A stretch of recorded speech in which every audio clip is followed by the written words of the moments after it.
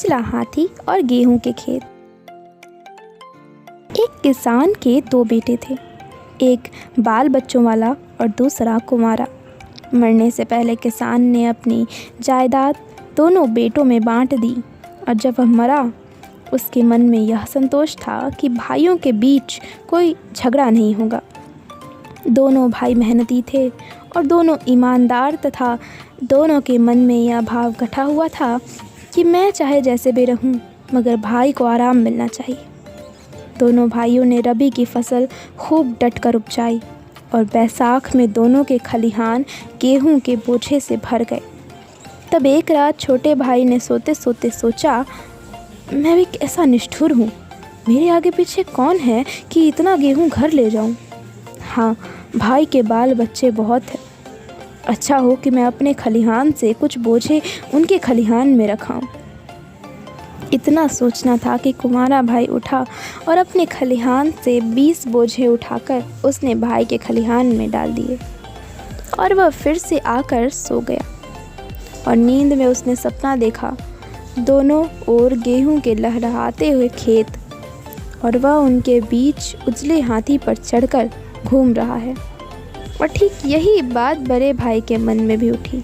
उसने सोचा, मैं भी कितना स्वार्थी हूँ, अरे मेरे तो बाल बच्चे हैं, भगवान ने चाहा तो जब वे जवान होंगे तब मुझे बैठे बिठाए 2 रोटियां मिल जाएंगी, मगर मेरा छोटा भाई, हाय उसका तो कोई नहीं है, क्यों ना अपने खलिहान से कुछ बोझे उठाकर मैं उसके खलिहान में डालाऊं। अन्न बेचकर 10 पैसे अगर वह जमा कर लेगा तो बुढ़ापे में उसके काम आएंगे। और वह भी दौड़ा दौड़ा खलिहान में पहुंचा और अपने ढेर में से 20 बोझे उठाकर उसने छोटे भाई के खलिहान में मिला दिए। घर जाकर वह खुशी खुशी सो गया और सोते सोते उसने सपना देखा कि दोनों ओर गेहूं के लहलहाते खेत हैं और वह उजले हाथी पर बैठकर खेतों की सैर कर रहा है। और भोर में उठकर छोटा भाई अपने खलिहान पहुंचा तो यह देखकर दंग रह गया कि उसके बोझे में से 20 कम नहीं हुए हैं। और भोर में उठकर बड़ा भाई खलिहान पहुंचा, तब वह भी यह देखकर दंग रह गया कि उसके बोझों में से भी 20 कम नहीं हुए हैं। निदान रात में फिर दोनों भाइयों ने चोरी चोरी अपने बोझे भाई के खलिहान में पहुंचा दिए और दोनों ने फिर रात में उजले हाथी पर चढ़कर गेहूं के खेत में घूमने का सपना देखा। और दोनों भोर में खलिहान को ज्यों का त्यों देखकर फिर दंग रह गए। यह खेल कई रात चला। आखिरकार एक रात दोनों भाई जब अपने अपने खलिहान में बोझ उठाए भाई के खलिहान की ओर जा रहे थे, दोनों एक दूसरे से टकरा गए और दोनों ने बोझ फेंक कर एक दूसरे को कसकर पकड़ लिया और दोनों आनंद के मारे रोने लगे।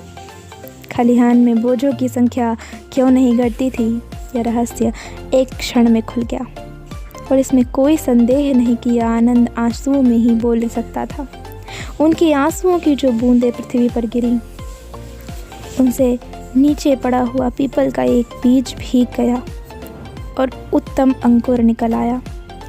अब उस खलिहान की जगह एक पीपल का एक बड़ा वृक्ष लहराता है और जो भी राही उसके नीचे सुस्ता कर सो जाता है वह सपना देखता है कि दोनों ओर गेहूं के लहलहाते खेत हैं और वह उनके बीच उजले हाथी पर चढ़कर घूम रहा है।